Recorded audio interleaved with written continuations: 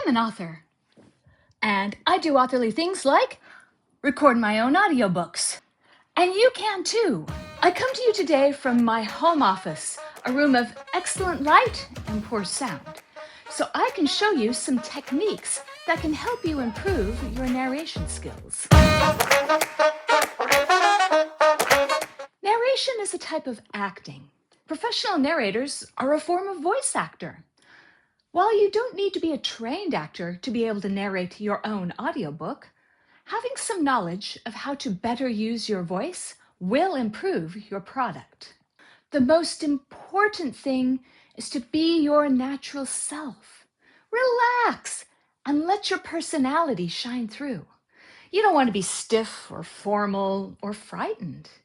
Let your words flow naturally, as if having a conversation. Here are some techniques that can help you lift your narrating game. Breathing. Proper breathing is important. When you breathe in, you want to draw down with your diaphragm. It's located about here, just under your ribs. When you do it properly, your lungs will expand, making your rib cage expand. You'll also know you're doing it properly when your stomach comes out as well. You don't want your shoulders to lift up because that's not really extending with your rib cage. When you speak, pushing the air out, you don't want to push too much air too hard. This can lead to breathiness, sibilance, and strong plosives. You want a nice, even push.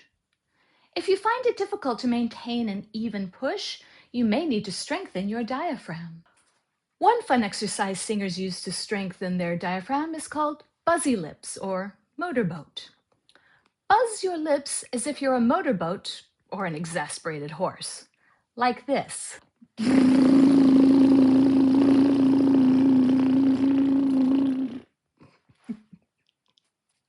Try not to laugh. Okay, you will most likely laugh, but if you do, just stretch your face and try again. Now, this exercise works by working the orbis ocularis muscle around your mouth. This muscle resists against the pressure from your diaphragm, and this strengthens your diaphragm. Voice positioning.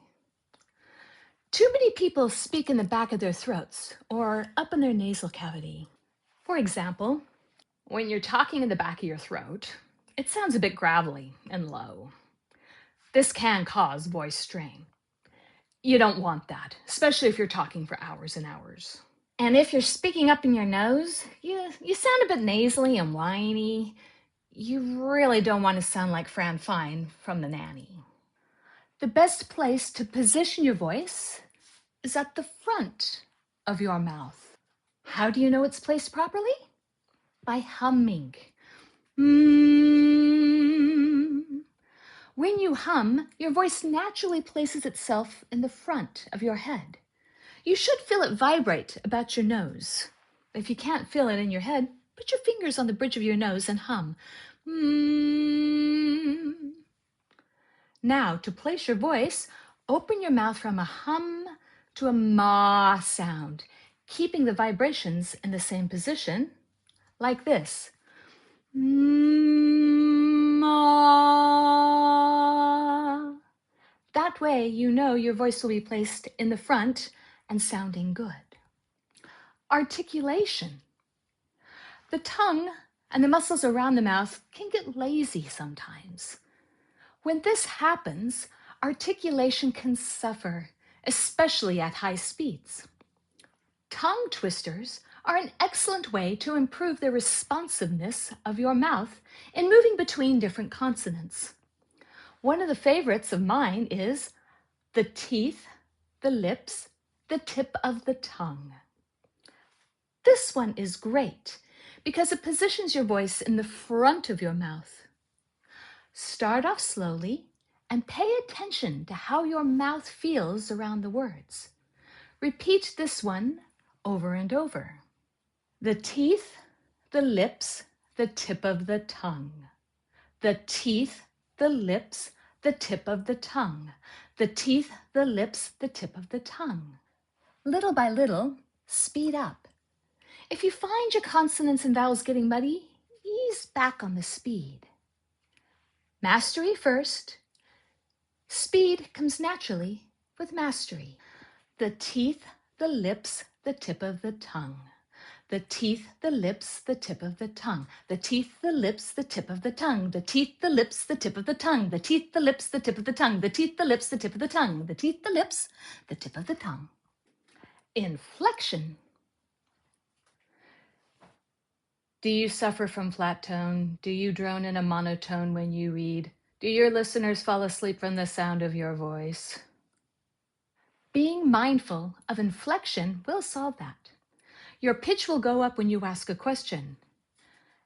Am I asking a question? With a statement, your pitch will drop. With a statement, my pitch will drop. You can emphasize a word in a sentence by raising your pitch in the middle. I hope some of these tips help you to improve as a narrator.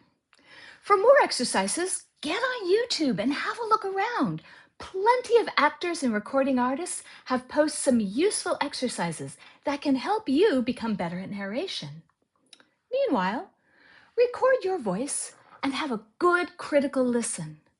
Pick a thing or two that you like about your voice and make a note.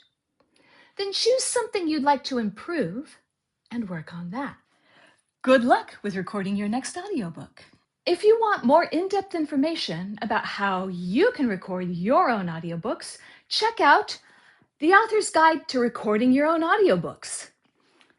This Aussie-friendly book shows you everything you need to know, including microphones and software, narration techniques, editing, mastering, and more. Get your copy today.